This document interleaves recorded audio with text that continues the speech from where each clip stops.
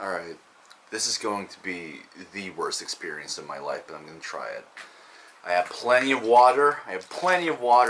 I'm going to fucking need it because by the end of this, my voice is going to be dead. This might as well be my workout for the day. I feel like talking about 52 movies in a row will be... Basically, it will equal the amount of calories I'll lose at the gym for like an hour. So, I know it's a bit late. It's been like 2 weeks since I came back from the States, but I'm going to try this. While I was there and while I was traveling around, I went to multiple different theaters. I went to all the really famous ones that play old movies at midnight and random times around the day. And I saw a total of 52 films during the 77 days while I was there. Now, just so you know that some of these were double screenings, some of these were triple screenings. So it's not like I went to the theater like on 52 different days. I wasn't that crazy, but it's still a lot of movies to watch just within 11 weeks. And while I was watching those films, just for fun, I ranked them and I made a list of them in my cell phone right here. And right now, I'm going to show you that list, and I'm going to show you my rankings. And in between every movie, I'll probably like put a clip of the trailer, or if I can't find the trailer of the film, I'll probably put a clip of the movie in the video. Unless I cannot find a clip nor a trailer for some of these movies, because some of these movies are so rare that you cannot find them on the internet. Like, unless you actually have the actual copy of the film itself, you cannot see it. So, just so you know, that's the kind of movies that I'll be talking about. Yeah, and by the way, usually when I talk about movies, I have some notes in front of me so I won't, kind of lose track. With these, I'm just gonna go straight ahead. These are going to be unfiltered, unedited opinions about these films. Some of these might go a bit too long. I might regret not saying certain things about certain movies, and maybe I'll regret saying something terrible things in general, not even about films in these videos. But let's see what happens. Yeah, let's see what happens.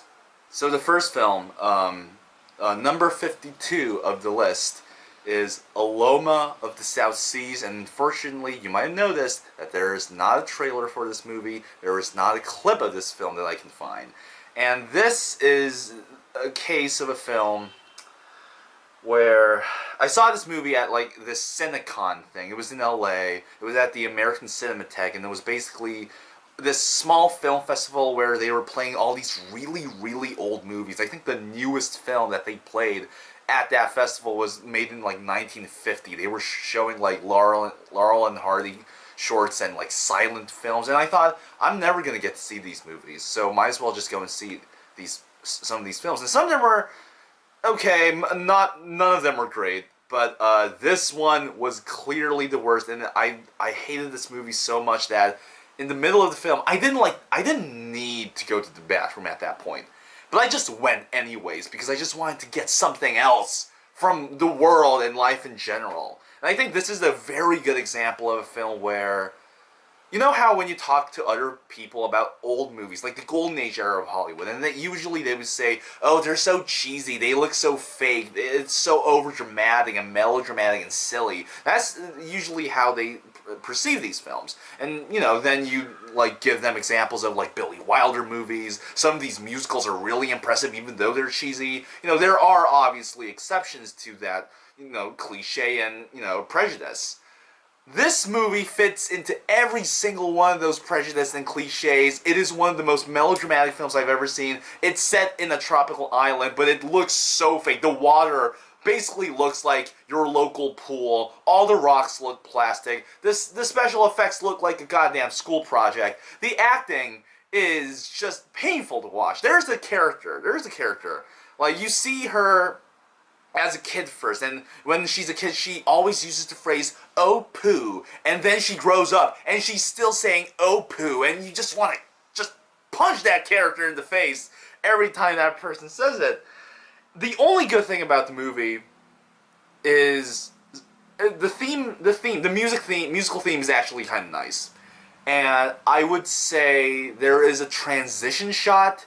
I'm not going to say what. It's a transition shot where the antagonist is looking at the protagonist, and the antagonist is the cousin of the protagonist. And when he's like looking at the protagonist, he like dissolves into like his child self, and that's like the one moment where you're like, wow, that's like actually good, like a good dramatic scene. Outside of that, this movie is completely pointless. There's a reason why nobody wants to find this movie. Um, yeah, unless you're like a perfectionist of that era of Hollywood, do not watch this film. It's terrible.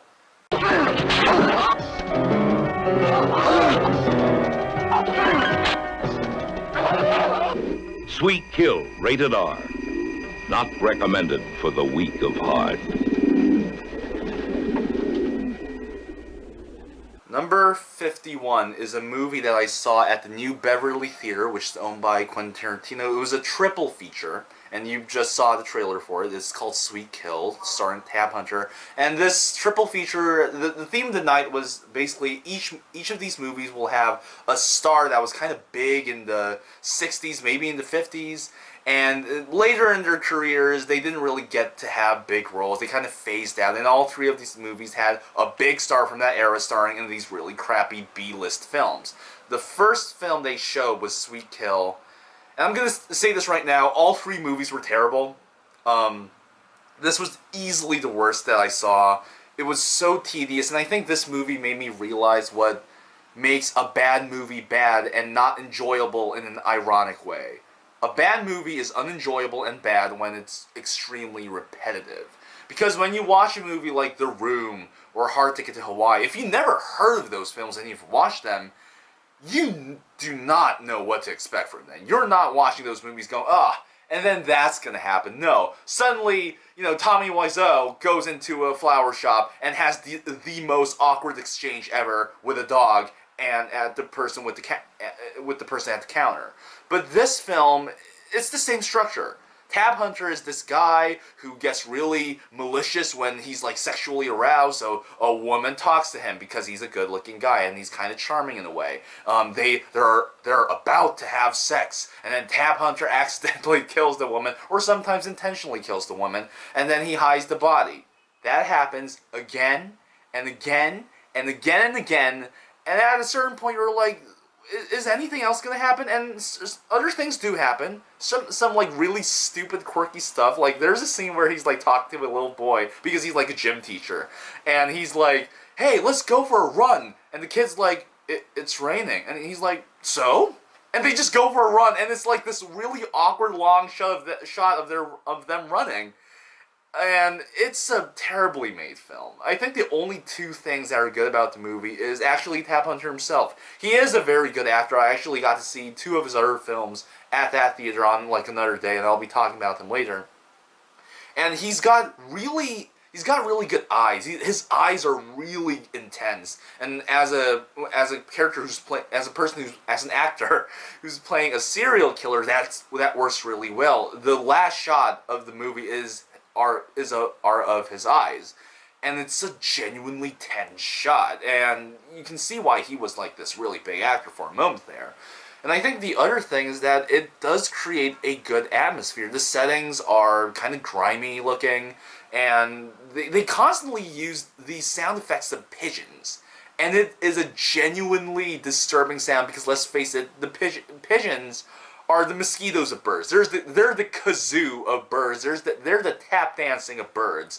They are terrible. And whenever you hear just this slew of them just cooing around you, it does kind of create this terrible atmosphere that works for that film. The problem is that those two are the only things that are good about that movie. It's a complete mess. I don't even want to talk about it anymore. I think that's enough. The deadliest jaws on land belong to Grizzly.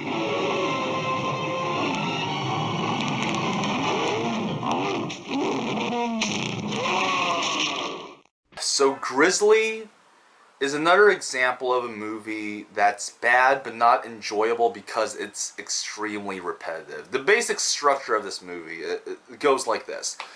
some slice of life bits about being a park ranger and then having a little scuffle with the mayor or the person who owns the park or whatever. Then a bear comes out, kills somebody, and the mayor and the main park ranger's like, we have different values and we have different ideas of what to do with this, and then they do nothing. Then the park ranger talks to his love interest, who does not matter when it comes to the plot in any capacity, and then that structure happens again and again and again and again until at the end they finally kill the bear, which is the only good part of the movie. The ending really is the only good part of the film because it's so silly. I'm going to spoil it right now because you can actually find it on YouTube, and trust me when I say it's not worth watching.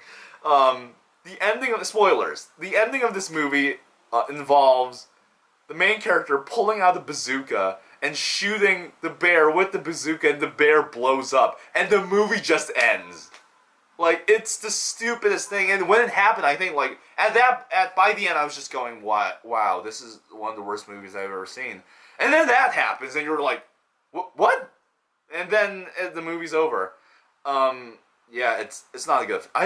There's not really much to talk about. It's just silly. It's a B budget. Clearly a movie that's trying to like rip off Jaws because it came out in like 1976, which is like a year after Jaws. So clearly the studios were trying to get in on that. I would say that another reason why I was pissed off about this movie was because I thought this was like part of a double screening, and unfortunately it wasn't. I learned later. And I had to pay $15 for this movie because it was in New York and everything's overpriced. Man, it sucks. Yeah, that's it. That's all I gotta say.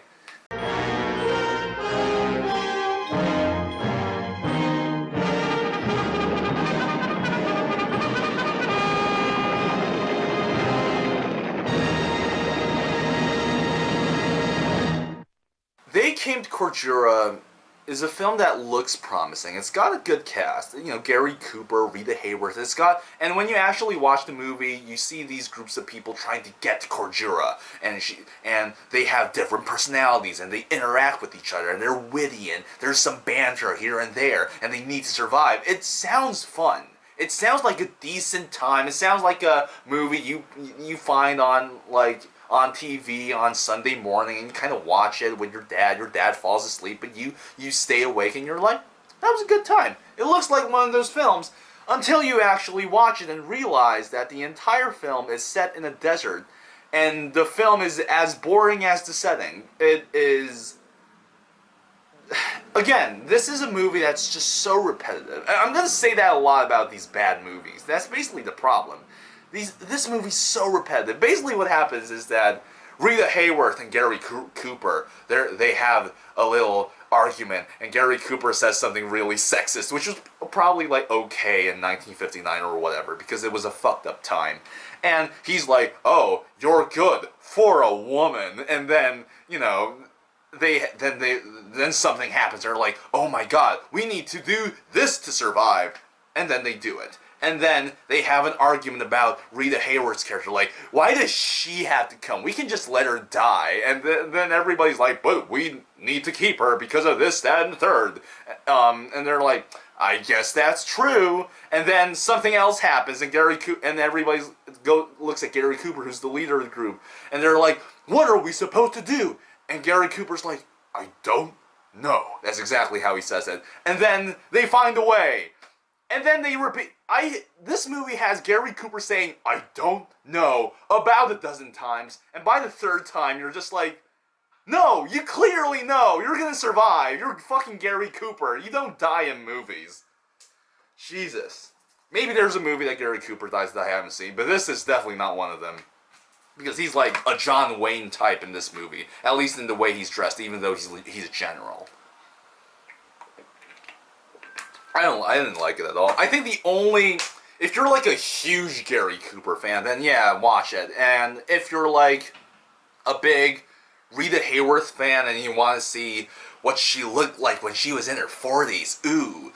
If that's you, go and watch it. It's probably going to be fine. But to me, it was really late at night, and I was just like, man, I want this movie to end, and gracefully it did after 2 hours and 12 minutes, so I think that was another thing. It was too fucking long. So yeah, bad movie, not recommending it at all. The Soul Hustler is a movie that I cannot find a trailer for or clips for it, and this was the second movie of that triple screening of the, you know, the later career B movies of the big stars of from the 50s and the 60s. This one starred Fabian, an actor that I've never heard of, and quite frankly, I am extremely annoyed with English language country actors who have one name as their stage name, except for Cher, probably.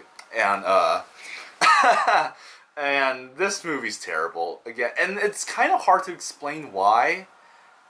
I think it's mainly because it's just so terribly made. The editing goes all over the place. The storyline is also all over the place. There's a moment when you think, oh, this character is being different. He's growing up. He's maturing.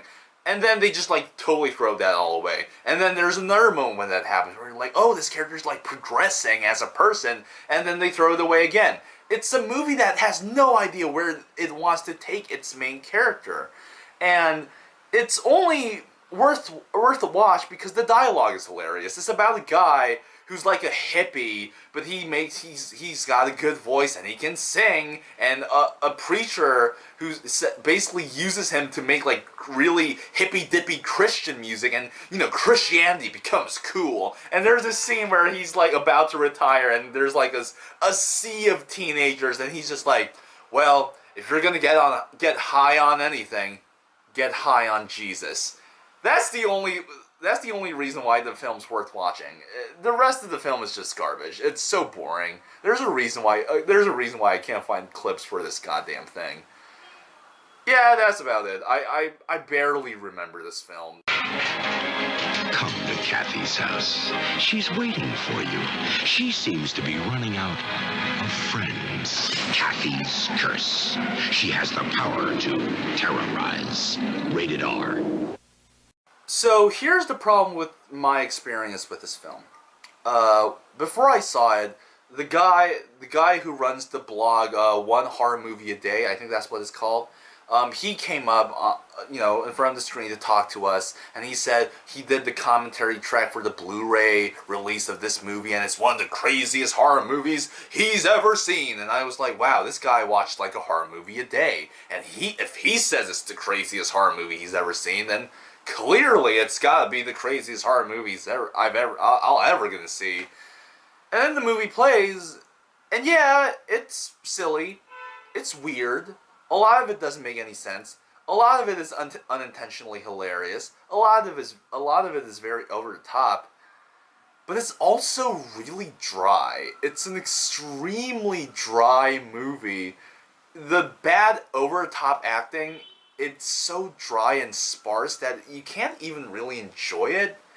It's strange. It's so memorable in how dry it is, and I think that's really the main thing I remember. Like I laughed. I think I had a good time, but I know I didn't really have a fully good time because I've seen other horror movies throughout the trip. I've seen some of the really cheesy, corny ones, and I had good times with those. This was not the case. Like, it was just so dry. It's strange. I don't know. This is a very personal thing. I have no idea. I don't know what else to say. Like, if you want to see a movie that's kind of batshit crazy in moments, this is worth a watch. But if you don't like dry movies, don't watch it at all. I'm going to recommend other movies throughout the list. This is not one of those. So yeah, I saw this movie in like the last few days of the trip, and I barely remember what I thought about it. So yeah, unfortunately, that's gonna be the end of this part. Usually happens when somebody pulls a gun. Everybody ducks. What I do for a living may not be very reputable, but I am. In this town, I'm the leper with the most fingers. The Two Jakes is one of the most confusing films that I've ever seen in my whole life. And unfortunately, it was not the fun kind of confusion. I was trying to follow the plot so badly, and I just could not do it. And by the end, I was just like, just stop the movie. I don't want to watch this movie anymore. I'd rather like watch it again on a different day to like really focus in on it, because right now I'm completely lost. And I think that's all I gotta say. Like, the acting's great. It's fucking Harvey Keitel and Jack Nicholson and all these really great actors from that time. You know, obviously it's a sequel to Chinatown. The acting's great. There are so many things about this movie that are well made. I think the only thing I don't like about the film, like filmmaking-wise, is the color saturation. Like, it's very orange. And I know it's set in LA, but it's an extremely orange movie, and I did not like how it looked at all. Everybody looked orange. Everything looked orange, so yeah, it was not a pleasant experience, and I feel like that's all I gotta say. I barely remember what happened. And even if I did remember, I don't think I would be able to, like, you know, connect them in a coherent manner. So yeah, that's it, the two Jakes. Maybe you love it. I feel like it's definitely a film that could be like a cult classic amongst, you know, Chinatown fans or whatever. And I'm a fan of Chinatown, but yeah, this was, maybe if I watch it again, who knows, maybe I'll like it. But right for now, it's just a fucking confusing ass movie.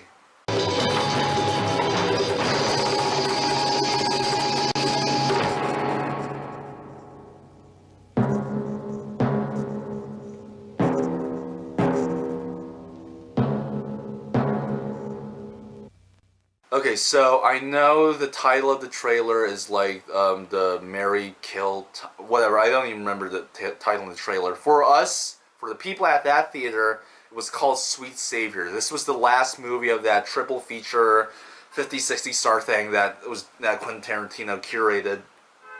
And this is still a bad movie, but it was the most fun out of the three for a few reasons. One, it came out in like 1970, and it's clearly inspired by the Manson murders. And just for that reason, you watch that movie going, wow, they had the balls to make this film. That's insane. Yeah, that was insane. It must have been such an edgy thing to do. And just for that, there are some like really unintentionally hilarious and violent moments in the movie where you're just like, all right, I think I'm having a good time. The second reason is that it's got some like satanic shit going on, and it never comes back, and you're just like, why did that happen? I guess Charles Manson did satanic stuff. I'm not really sure. I just thought he was like kind of crazy. And the last thing is that people are naked in this movie. And I like watching naked people once in a while. So, those are the only reasons why this movie is better than the other two. It's still a terrible movie. There is no story. There's barely a plot line. I think there are like 3 sets in the film. And you feel it. It is such just a fucking block of a film that it has no dynamic. It has no depth. It's only there to shock and to be perverse. And I know I sound like a goddamn Republican here, but it's true. It's only there to shock. And if you were shocked, good. If you weren't shocked, fine. It's just a film that exists. And it's a fun time. I think that's the best thing you can say about it. It's a fun time, but it's clearly not a good movie. I'll never see it again. I have porn for this shit. I have porn and the dark side of the internet for the stuff that I've seen from this movie. I have better options, and much more harsher options too, so, yeah. Maybe watch it with your friends. Alright, another film with no trailer. Quiet Please Murder was the first movie that I saw at the Cinecon thing at the American Cinematheque. And it's a perfectly mediocre film. It's got some good it's got that guy from All About Eve that I can never remember the name of. He's okay. All the actors in the movie are fine. Some of the comedy's actually really good. It's very witty, but you have better options. That's really the only thing that I can say. It is one of the most mediocre and just kind of okay golden age era Hollywood movies that I've ever seen. And there's a reason why there's no trailer. It's completely forgettable. I don't think it's that good of a movie at all. And it's so inconsequential. Yeah, I'd rather talk more about other movies. I'd rather use my energy on other films. It happened. I saw it. Maybe you saw it. Probably not. But, yeah.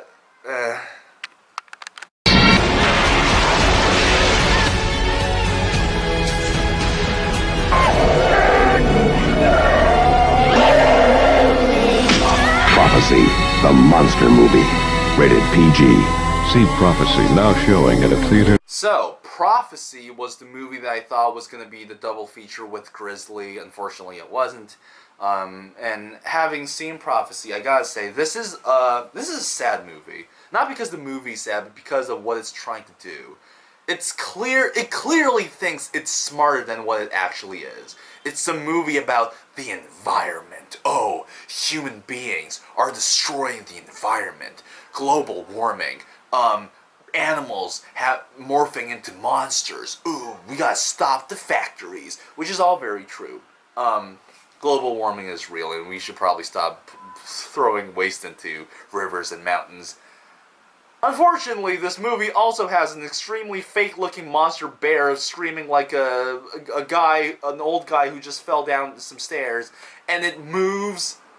It doesn't move naturally. It's not even moving like this. It's just moving like this. It's not even moving its arms. It just kind of moves like this with its arms in front. And whenever you see the bear, you're just like, it completely gets you out of the movie. Like, it looks gross. It looks threatening. But the second it moves, you're just like, yep, that's fake. It's the guy in the suit. It's not even remotely convincing. And that would actually make this movie, like, enjoyable because it's so bad that it's good in that way. But the movie's so self-serious. Not only is it about climate change and man-created pollution, but it's also about race. It's about, Native Americans. And it's clearly taking itself so seriously, and you can see the themes. You know what the movie's trying to do, but then you see that fucking bear, and you're just like, how are these two things gonna mash well? And they don't try. That's the problem. They could make it all work, but they don't try. They just like smash those two shits together. Like, yeah, you have pasta and you have chocolate. I like both, and you can probably make something out of it. But if you just like put them on a plate, it's not gonna be edible. So yeah, that's really the main thing. If you want to see Talia Shire not acting in a movie that's about Italians, go and watch this movie. And if you want to see a guy in a really silly bear suit, maybe that's your thing. You can go watch this movie too. But it was not worth $15. I'm just gonna say that, not worth $15.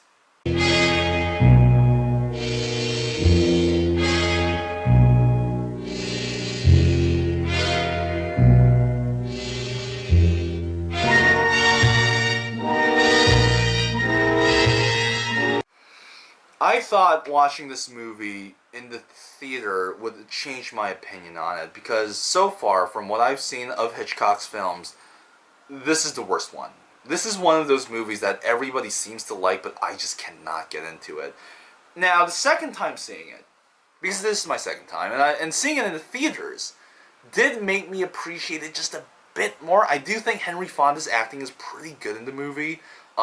His desperation, that fear of what like helplessness in his voice, it's really good, and he's got some really good eyes for being helpless. And I do like the gothic, shadowy elements. It's very much so a film noir. Almost looks like a nightmare. I think Pauline Kael said that once. And yeah, like the look of the film and the acting is all very impressive. And you can tell why Hitchcock was a great director with just those two things. Unfortunately, the story... Here's the thing. The story is based on a true story. It really happened. And Hitchcock clearly thought this was he thought this was enough for the story to be interesting. Unfortunately, you kind of need to add a few things here and there, maybe some details, whether it's fabricated or not, to make a story interesting. The true story in itself is the plot. You actually need to add things to make a story out of a plot, and Hitchcock was like, nope, we got the plot, let's make the movie, and it does not work, especially by the end, where the movie just kind of ends like that, and you're just like, oh, okay. Anything else? No. We got a little monologue, some few sentences about what happened later, and that's it.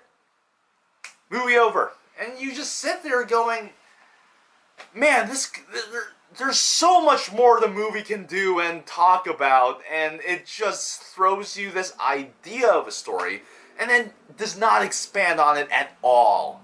At all. So, yeah, I still don't like the movie. I'm not sure if I'll ever see it again. I don't like this film at all, and you can try to convince me otherwise, but it's really not good.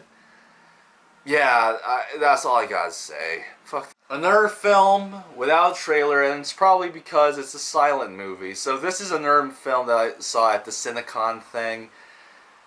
It's okay. It's a silent movie. It's not groundbreaking in any way. I guess it's only groundbreaking in the way that it's got some really weird sense of humor with animals. It's not abusive towards animals. It's just that there's some like weird scenes with animals in this movie, including a duck and a horse. And you're just like, this is supposed to be funny, right? Is it funny? Because I am laughing, but I'm not sure if this is supposed to be funny. But I don't know. It's fine. It's fun. It's kind of touching at the end. It's about a guy who races horses, and he breaks his leg, but he needs the money or something. But he's like, I can still get in the race, and everybody's like, maybe he can, and he does, and he wins, and he goes back home to Ireland and marries the woman that he loved so much, who's played by the wife from Sunrise, which is an amazing film, a much better silent movie than this one, and who played what's the name? Victoria Blatchett in The First Star Is Born. Vicky Lester, in other words, but she's a really great actress. I wish I should remember her name, but yeah, it's fine. It's fine. I would have preferred to have seen something else. I know this has nothing to do with the silent movie, but the silent movie that I would love to see on the big screen, like a rare silent movie, is the movie Inferno, which you can find on YouTube. It looks crazy as hell, and I want to see it. But no, we got to see the touching story about the guy with the broken leg winning the money and getting the girl, and it's fine. It's fine. It's fine. Comme voulez-vous. Qu'êtes-vous? Mais il n'est pas nécessaire que vous avouiez. Cela m'est égal. Un simple rapport suffit. Sur la seule fois d'un de mes hommes, vous êtes arrêté, mis en prison. I really want to like Robert Bresson. I really want to like him. I know he gets these actors from the streets and it's neo-realism. Oh yeah, new wave, baby! It's boring. It's fucking boring, god damn it. Like these close-up shots of him pickpocketing these people. It's like the ballet. It's like the ballet, but with hands. What kind of a pretentious compliment is that? No, the movie's fucking boring. It's realistic, but with no drama. The drama is delivered in the most dry way possible. It's not like The Bicycle Thieves. The Bicycle Thieves, yeah, these actors are from the streets, but you can actually see them emote. You can actually sense the amount of weight that they put into these bicycles and why they're trying their damnness to find the bicycles again. You get into those movies, man, but this film, you're just like, who is this guy? I don't know anything about him. The film has this, like, really vague idea about morals and da-da-da-da. And outside the fact that the film is shot interestingly, and the editing is great, yeah, the close-up shots are interesting, and yeah, it looks slick and cool because new wave.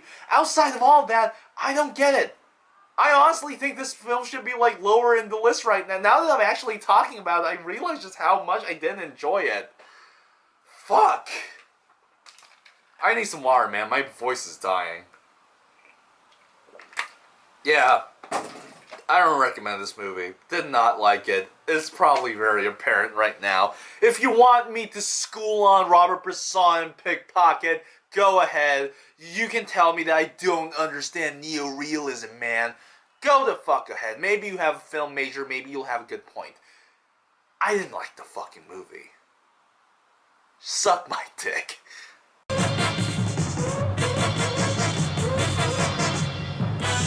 Mel Gibson, Tina Turner, Mad Max, Beyond Thunderdome. So, when I was in LA, there was this triple screening at the Aero Theater in Santa Monica. And it was basically the first 3 Mad Max movies. And as a person who's only seen the first one and Fury Road in its entirety, I had never seen The Road Warrior and Thunderdome in its entirety. I've just seen like snippets of those 2 films. I thought this was a good, and I wanted to kind of see Mad Max again, just to see how good it was. Because in my memory it was kind of fading away. And so I thought this was a good chance to see all 3 of the films. And Thunderdome, Beyond Thunderdome is clearly the worst one. I'm just going to say it. It is... Here's the thing. The first Mad Max movie is a film that is still very much so drenched in the late 70s. It's gritty. It doesn't have that Amblin picture, Steven Spielberg-y whimsy that the 80s big budget Hollywood movies started to have. The Road Warrior started to have just a bit of that, but it still had the griminess and the violence and the overt sexuality of the 70s still existing in certain scenes of that film. And then there's Beyond Thunderdome, which is completely drenched in the 80s. And I think that might be why it still is sort of this cult classic, because I can see the appeal of the film. I see it. Like, it feels like The Goonies or Indiana Jones and all those films that are sort of the, on the surface representation of what 80s movies are like. And I enjoyed myself. I had fun, but there was a point where I was just like, this movie is trying to do so many things, and it's throwing so many things at me, I'm not sure what it's actually trying to do. And some of you might be sitting there thinking, well, it's trying to make you have fun, you dumb fuck. Which is true. You have a point there. But, I don't know. As a person who kind of likes their movies to have a point and to present itself in a way that is full of intention, I don't know. This film just kind of felt messy. I still appreciate the random dark moments in the movie. Like, there's a scene where a kid dies by being sucked into quicksand. And when you see that happen, you're like, whoa, this is definitely an 80s movie. But, I had fun. But that's not really enough for me to, love a film. So, I think starting from this movie on, this list is going to be a bit more positive. But, yeah, it's okay. It's fun. It's fine. A kid dies. That's always a good laugh. I'm gonna regret saying that. Yeah, Beyond Thunderdome. You guys have probably already seen it, but it's fine. I just realized how bad this side of my lip looks, but we're gonna keep going because it's too late. And, it's not like I ever look good on this channel anyways. That's a little bit of self-deprecation for you there. Bitches love self-deprecation. Yeah, the next movie. It's another film from Cinecon. It's this movie from 1934 about union strikes and factories and whatever. It's called God of the Mills. It's actually a really good film, if not for the fact that there's a really extremely shoehorned in romance subplot that sort of manifests itself slowly throughout the film, and it gets a little bit annoying. This is an early sound film. They were still trying to figure out how story works and how structure works, and that every single film didn't necessarily need a romance because we go to the movies to see our dreams come true or whatever the bullshit and however they talked back then. But the movie's really good because the union strike stuff is actually really interesting. It's extremely authentic. There's an actress who plays like this old lady who owns those factories and who's like the mother of several children who should help her out with the factories, but they just want the inheritance. And this lady, I've never heard of her before, but apparently she's been working, she was, at that point in the entertainment industry, she had been working in theater a lot, and she's like this grandmother figure for all the actors back then, and she's really good, and I think I want to see more of her films, because it kind of blew my mind that I'd never heard of this person before. And the film does have this really bleak ending and this bleak atmosphere that adds to the sense of authenticity that they're trying to go for. If not for the romance subplot, really is the only thing that's dragging the movie down. But the film takes so much time with it that you kind of get frustrated with it, because the film, you can see like a classic in the making, if not for the romance subplot. Because the romance subplot in itself is extremely forced. There's nothing new about it. You know, it's this rich woman meets a blue-collared man. They find some charm in each other, but at first they're like, ooh, I don't like you. Well, I don't like you either. How about that? Oh, maybe we should talk this out. And then they fall in love. Nothing new here. Nothing new here. But God of the Mills, I think it's worth a watch. I do think it's worth a watch. It is a very interesting film. Yeah, I think that's all I gotta say.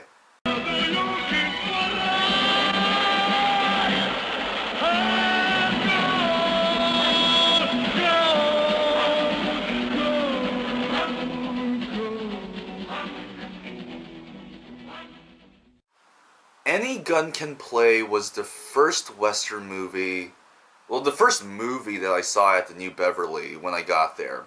And it was for this Grindhouse double feature screening. The other film I'll be talking about way later, because it was really good.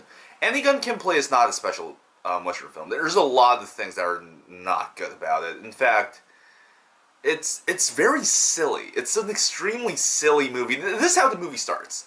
You see these 3 bandit-type cowboys walking into town. Everybody's closing their doors. They're laughing menacingly. Suddenly, a guy with his head towards the ground is pulling a cart, and there are 3 caskets on the cart. And one of the 3 bandits reads the name from the caskets and goes, "Wait a minute! Those are our names." And then the guy who's looking down on the ground looks up, shoots those 3 guys down to the ground, and turns out he's the main character. And the guys you saw in the first scene, those 3 guys, they're dead right away. It starts off like that, and it just keeps on adding a lot of these really cartoonish elements, but you also still have this romanticized Western music going on. Sometimes they kind of go for this weird, cartoonishly, you know, I don't know what kind of, I know it has name. There's like this really jaunty piano music that they play while they fight off some bad guys. I think when people like Spielberg talk about the Saturday matinee movies, I think these are the kinds of movies that he's talking about, and it's a lot of fun to watch. I'm not sure if I want to see this one again, but I would like to see more of these. Not necessarily, you know, repeated viewings, but I think these could be just like a fun thing to just put on and just brainlessly watch, because outside of a few really imaginative shots here and there, which obviously people like Tarantino and Lucas and Spielberg kind of took, you know, not stole, but creatively borrowed. Outside of those things, it's just a fun ride. The actors are all very charming. Though there's just one guy in the movie. He's got like a mustache. He kind of looks like Bryan Cranston. He's really good. I want to see more of him, actually. And yeah, it's got its twists and turns. It's got its little sexy moments, considering that it was the 60s or the 50s. It's fun. It's a fun Western.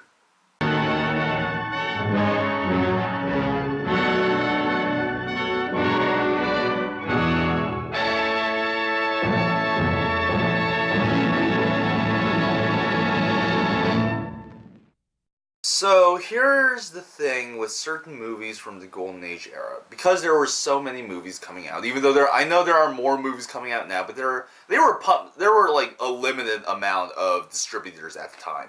They were pumping movies out compared to how we're doing it now.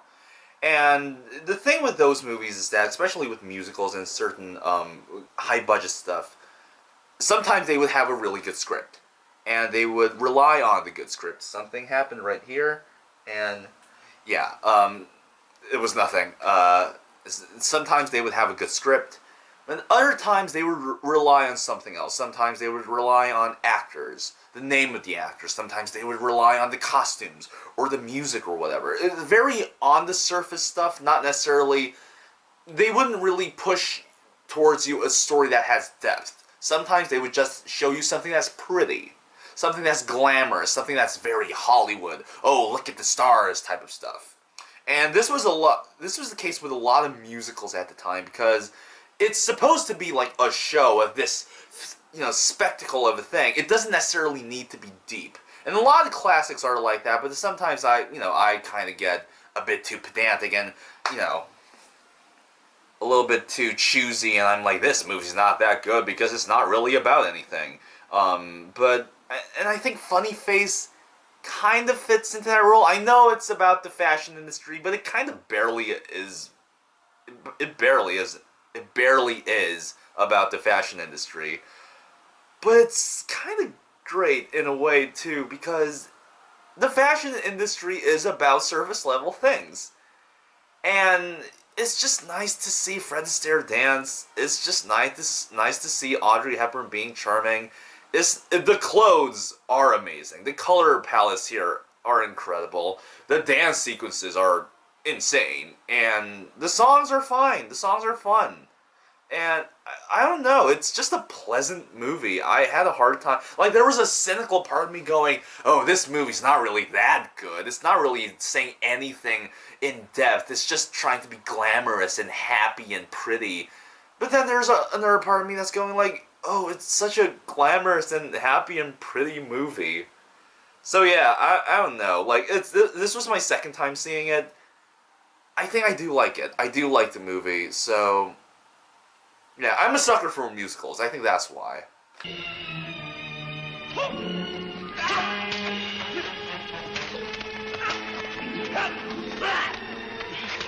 ユキ様。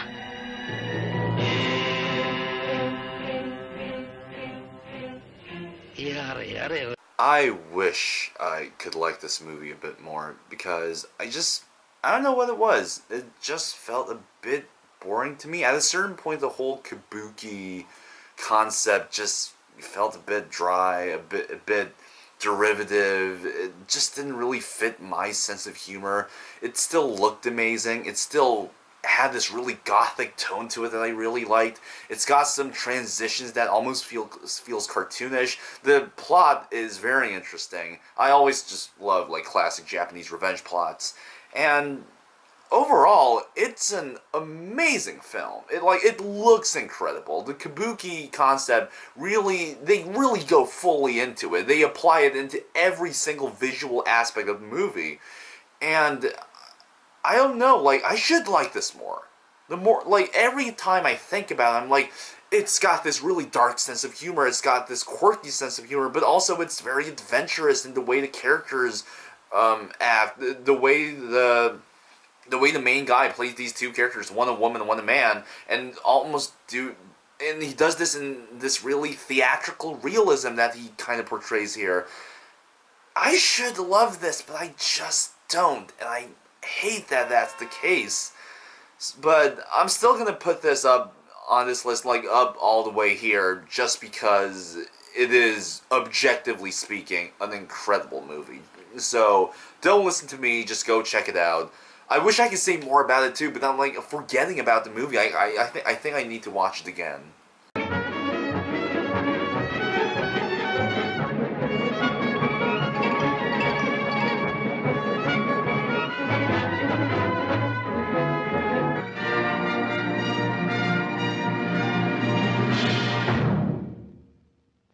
For Heaven's Sake was the best movie that I saw at CineCon, and that's how much that festival kind of sucked. I think it was mostly for people who were nostalgic for that particular period of movies. But For Heaven's Sake is an interesting movie because it's a silly concept. It's about these two angels that come down to Earth, and they take care of these young angels and souls who want to be born. These young souls follow around, families until they have a child, and they go into the soul of that. They're reborn as the child, and these two angels are trying to help out this little girl's soul who's trying to be born, but this couple who's in the entertainment industry just won't get the kid. And it's a fun idea, and there's really genuinely beautiful moments in this movie. One of the angels try to become human, and he tries to help out the parents to actually have a kid, but he gets into drinking and gambling, and he gets all full of himself, so he can't become an angel again. And the little girl is like, "Oh, but you must be forgiven. That's all what this all is about. Forgiveness and love," which is a very cheesy line. But then the angel says, "Well, it is what it is," and then he just looks at the girl, and the actor who plays that angel is really good. It's not Ed McGuinn, the other guy. He just says, "You would have been a great human being." It's this really genuine moment where I'm like, oh my god, this is kind of making me tear up. And then the girl decides to pray, because this movie is kind of a Christian movie in a strange way. But she says, "It's better when other people pray for you." Like that, I don't know, something about those lines. There's this really innocent sense of poeticness to it, and it's also just a funny movie. There's a lot of really sly adult jokes they kind of put in there. It's just a pleasant film. I don't know what to say. It's just one of those movies from that era where you're like, you know what? This is fun. This is just fine. It's not groundbreaking or anything, but it's just fun to watch. It's also a very interesting movie because, in hindsight, considering the political climate that we're in, it's a weirdly pro-life movie, and I think I love it when movies become overtly political just because the time changes. And hey, I'm not a pro-life person necessarily. I guess I'm more of a pro-choice person, but still, it's an interesting little tidbit. Yeah, the movie's fun. It's just a fun movie. Most importantly, it's a really funny movie. That I think that's what I want to mainly say. It's an extremely well-made comedy. The writing is incredible. So just go and see it. It also makes fun of a lot of Hollywood tropes that you'll understand when you see it. I kind of like it more now that I think about it. But yeah, don't be fooled by the silly plot, the silly poster, and whatever. It's a much better film than you think it is.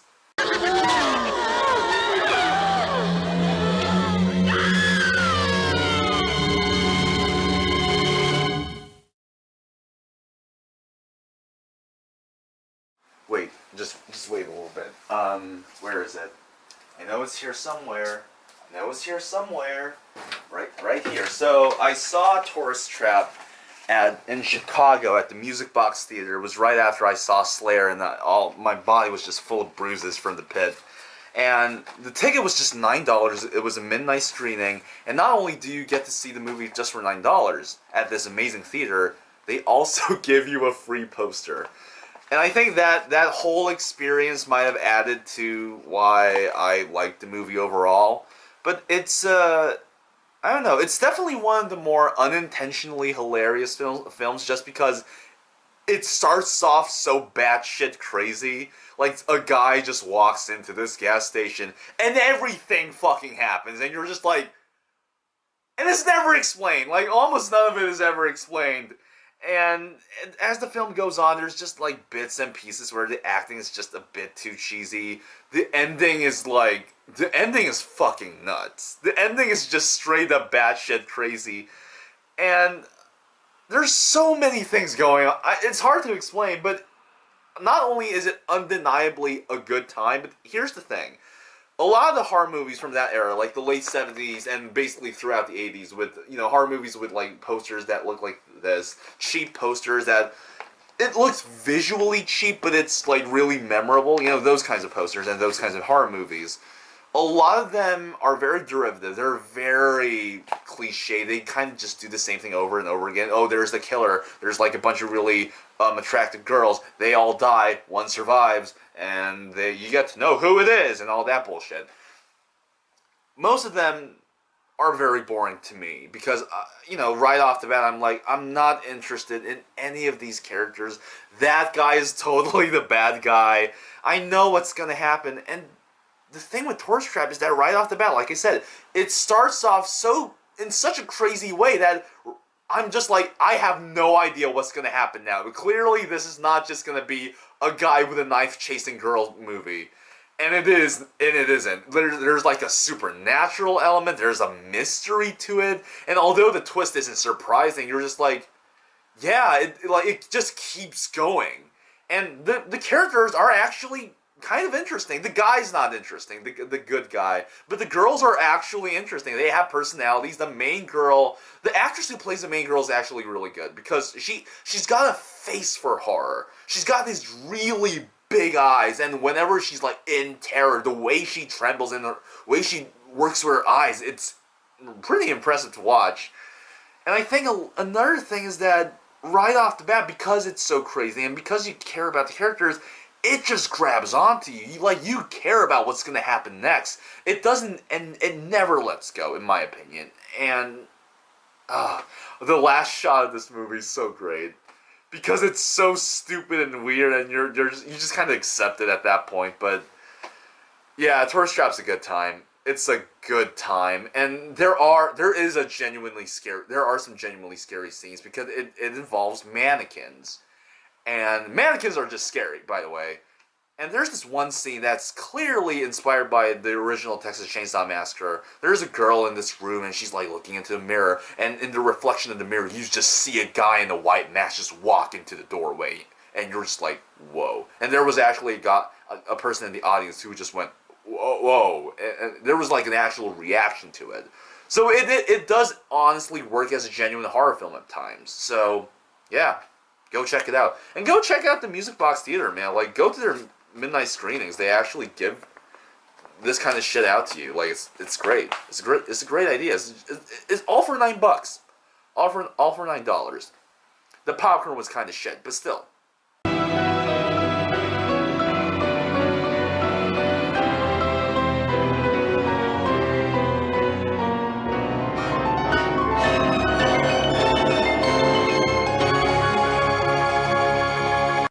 Alright, I'm not sure how to pronounce this. The Young Girls of Rochefort?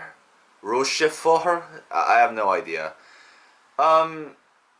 It's fine. It's a fun movie. I always liked Jacques Demy's color palettes throughout his films. I love Donkey Skin. Lola's black and white, so. But The Umbrellas of Cherbourg, that is one of the best movies ever made. That's one of my favorite films. And obviously that's much better than this movie. I think this movie's it clearly has a much more whimsical idea of this genre. Umbrellas of Cherbourg was a movie that was kind of deconstructing the romanticism of the Hollywood musical. This is a film that kind of just goes head on into the genre. It's extremely romanticized. Literally everybody looks beautiful. Even the guys. The guys look so beautiful. Not like hot, not handsome. They look beautiful, and the colors, my God, all the clothes just pop out. I think it's mainly the clothing. The clothing really pops out in the movie, and the funny thing is, throughout all of that, there are small moments and like small subplots that kind of adds this strange, dark element to the movie. Like, there are elements of heartbreak. There's this subplot about a serial killer who's like chopping people up, and they just kind of casually read it in the newspaper, and they're like, such a vermin, and they just start singing about being happy or wanting to find love, and at the end they realize that the serial killer was a person that they knew, and they're just like, oh, him? How could that be? And then they just keep singing, and you're just like, alright, that's a interesting thing that the movie's doing. I don't know. It's an interest. So in a way, he's still like subtly Jacques Demy, he's still subtly like deconstructing the romanticism of musicals, but he's doing it in a more fun and cheeky way this time than in the more heartbreaking way with Umbrellas.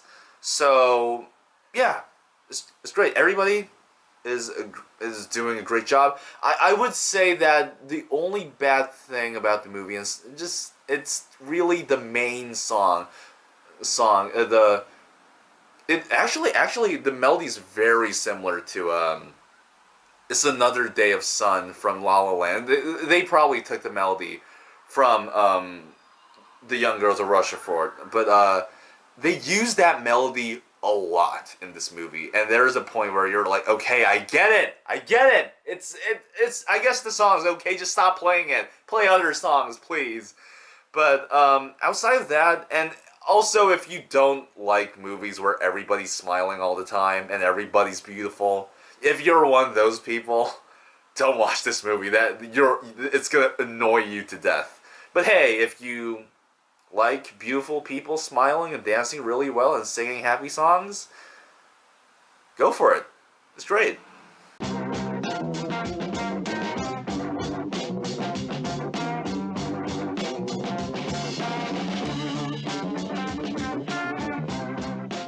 You can't eat an air conditioner.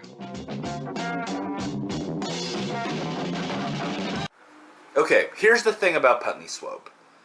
When you look up clips of this movie, just small clips here and there, mostly the ones with the commercials, it looks like the best movie ever because everything you'll find about this movie is hilarious. Every single thing. Every, like, you know, satirical ad that they show in this movie is some of the best comedy you'll ever see in your whole life. It looks experimental. It really looks like a part of the grand American New Wave that happened. And you're just like, this movie looks amazing. It looks like the best movie ever.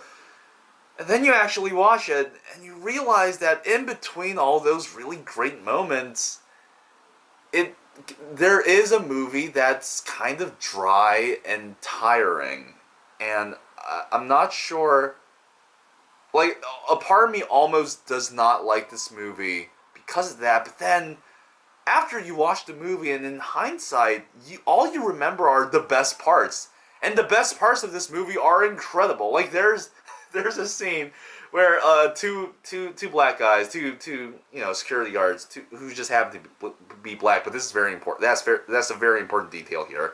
They're like, kicking out this white executive or whatever, and the white executive says, "I feel like an Oreo cookie," which is a okay joke. And then one of the black guys just looks at the executive and just says, "You look like a pile of shit," and it's just the perfect 1-2 punchline. And there's this random scene where it's probably going to be the clip that I use. The scene where this woman is like, oh, she's really being groovy, man. She's like walking down the alleyway. She's dancing. She's snapping her fingers. And then she just looks into the camera and says, "You can't eat a refrigerator." And then she just starts dancing backwards. And you're just sitting there going, I don't know what's going on, but this is kind of amazing.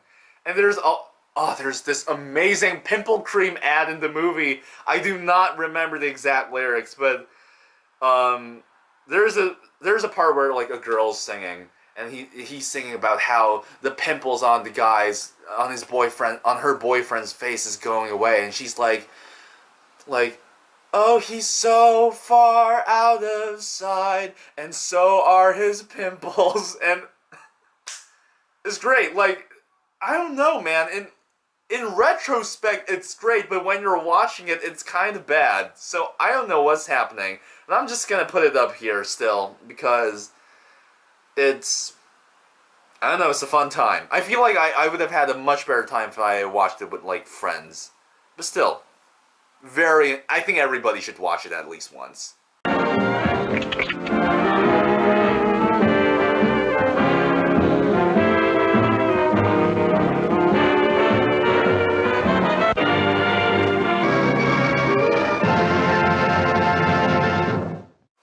So at the American Cinematheque, they were doing this Barbara Stanwyck double feature. I'll talk about the other movie a bit later, but I realized at that point that I'd never seen a Barbara Stanwyck movie.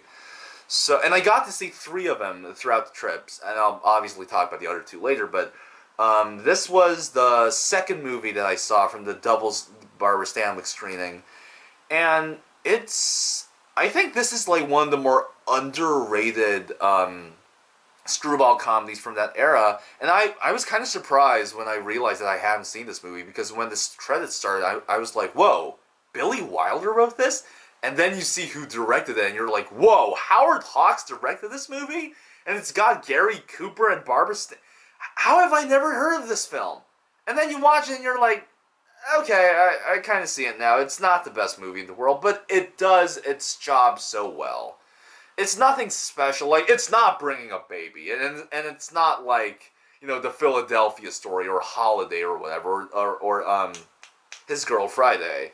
You know, but still, it does its job well. It's fun, and I think watching this movie, it made me kind of realize why Barbara Stanwyck was this iconic figure. Because when you just kind of look at her photo, you're like, she was like, a sex symbol from her era. She kind of just looks, she's attractive, but I don't really see all that. But when you see her in her movies, and I'll be talking about this a bit later with other films of hers, she's very bold, and she just commands presence right away. And I think a lot of the reasons why a certain actress was like a sex symbol back in the day in that era of Hollywood, I think a lot of that just had to do with her, a woman being commanding.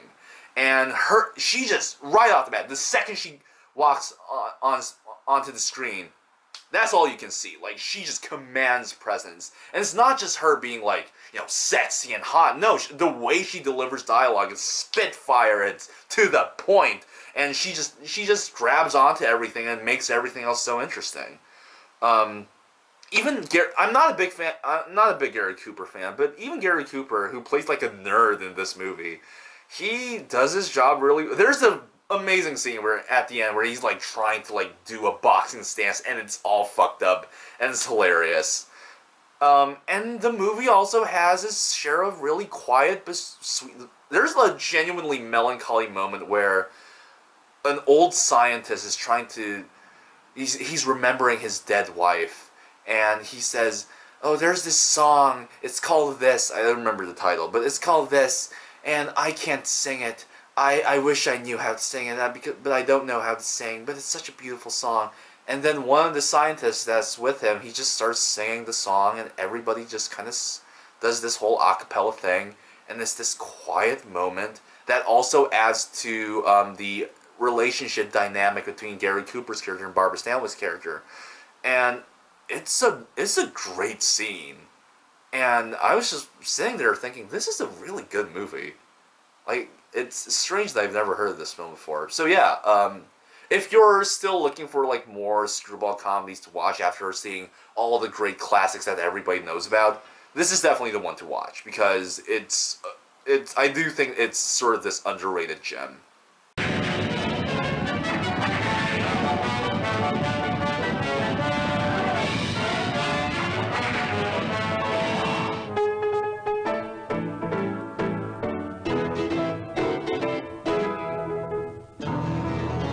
So here's an interesting bit. I think the last day that I was in Washington, D.C., I went to see a very early screening of 35mm Looney Tunes cartoons at the AFI Silver Theater. And after I saw that movie, I just sneaked into another theater and watched Tom Jones. And I heard a lot about this movie, I heard a lot about this movie being like one of the worst Best Picture winners ever. But I also heard a lot about how this had a lot of impact on British humor, like modern British humor, like self-aware, somewhat dirty and crass, but very dry, but to the point British humor. And I gotta say, I'm not necessarily sure if I enjoyed the whole film. There are some bits where I'm just like, this is kind of annoying, and this is kind of boring. This is just like rich white people shit.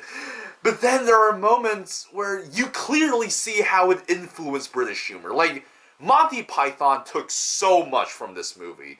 The fourth wall breaking, the dirty jokes, the really slide.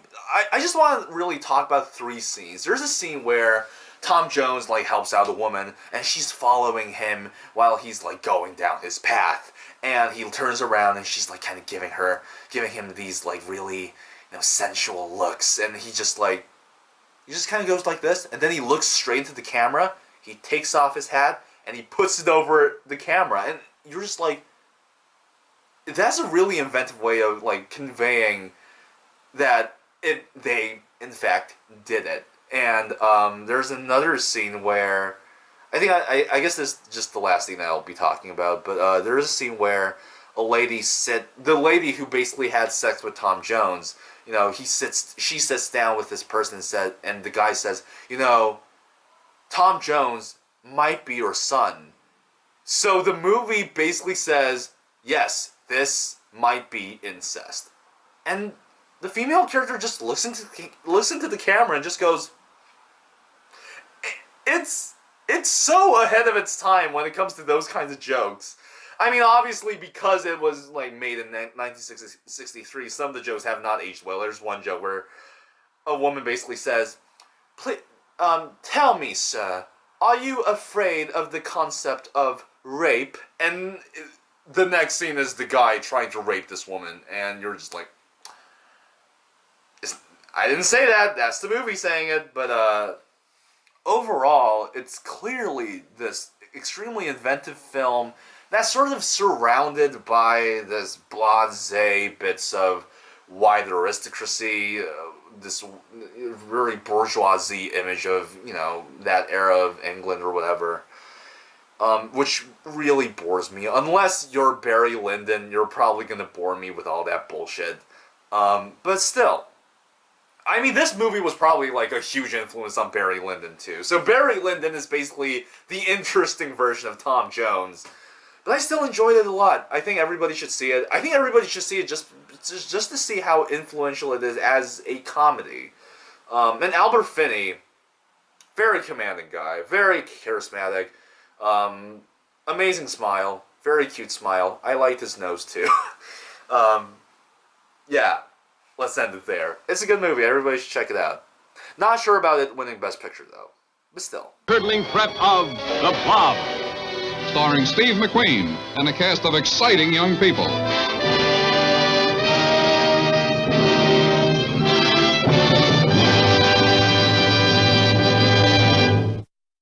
The Blob was the last movie that I saw in Washington. And it was just a fun time. Obviously, the movie isn't perfect, but I saw it with a pretty large audience, and they were really getting into it, because there are scenes where it's just hilarious. I don't think in an intentional way.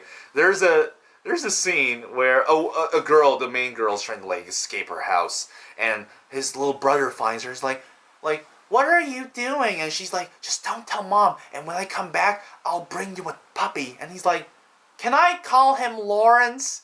And everybody just bursts out laughing. And then, like a few seconds later, the little brother runs up the stairs, and then he just turns around and he just randomly says, you know what? I don't like the name Lawrence. And everybody just died. But I think what makes The Blob so interesting is that it's such a product of its time. Everybody looks like they really are from the 50s, and nobody looks like a teenager. But that aspect also adds like a charm to the movie. It also is somewhat of a dark film. There are moments where you're like, there's a genuine sense of terror here. Even though The Blob looks silly, it is sort of menacing in a way. Especially when everybody starts like wondering what the hell's going on. And I think what makes the movie really, really interesting is Steve McQueen. Steve McQueen, like everybody else, is basically acting like a golden age era Hollywood actor. They're like, say, what's the big idea? Hey, I'm from the streets. And the girls are like, ha, who, and it's all very generic acting. But Steve McQueen, he's like an actual person. He's like in his car, and there's like a policeman who comes up and say, what's the big idea, kid? What are you doing here at night? And then he's just like, I mean, just kind of doing my thing. And in those small moments, you realize how good of an actor he is. Like, he was, like, him and Brando they were so ahead of their time because they actually felt like human beings, not actors from the theater or whatever. So I think those elements actually make the film much better than it is. There's also a pretty kick-ass theme song. It also looks pretty ahead of its time. It does not look like a 50s movie to me. It looks like something from the 80s, and which is probably why they remaked it. By the way, the Blob remake is actually pretty good, in my opinion. It's a much better film than it should be. Also, the ending of this movie is pretty great. I'm not gonna spoil it, but the ending of the movie just killed everybody. Everybody was dying of laughter because it is such a relevant ending. And just check it out. Just watch the movie and watch the ending. You'll understand why. Yeah, I'll just end it there. The Blob is a really fun movie. Everybody should see it. It totally deserves to be. It totally deserves to be in the Criterion Collection and all that.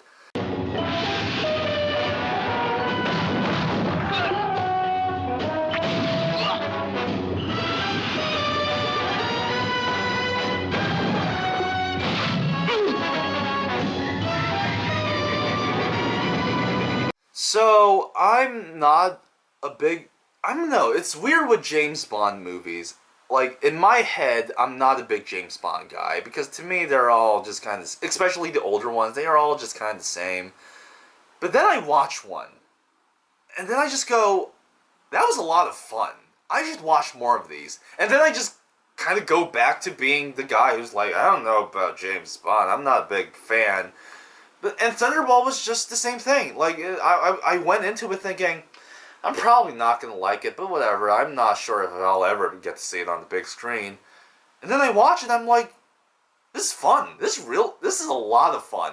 I forgot how funny the old like, Sean Connery James Bond movies were. There's a scene where he, like, clearly has sex with this woman, as James Bond does back in the day. And he just, like, and the next thing, it just cuts to a scene where he's just, like, walking out of the room, and he's just, like, he just casually just shouts out, I'll see you later, and he just slams the door shut. It's almost like the film is self-aware about how he's basically just a sex addict. And there are so many puns that he says, and I don't remember this from Goldfinger, that's the thing. It makes me want to go back to, like, the Sean Connery James Bond movies and see if that was always the case.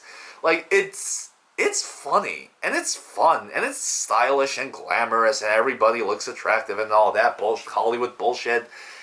It's just a fun movie. And, like, I do think that at the end, the film does get a little bit slow because there's a lot of underwater fighting, and obviously it's impressive to watch, but then they move really slowly in water, and you're just like, man, this was much more interesting when it was, like, above, on fucking ground. But still, I mean, what really can you say about a James Bond film? There's not, I'm not going to analyze it to death and, like, see the political, subtext of the movie, but it's a fun film. I guess that's the best thing I can say about James Bond film. That's probably what they were trying to do anyways. So yeah, if you're a James Bond fan, you've probably already seen it. So if you're like me, who always goes, I'm not sure if I really like James Bond. If you're one of those people, check it out. That's probably going to be a pretty surprising film to watch.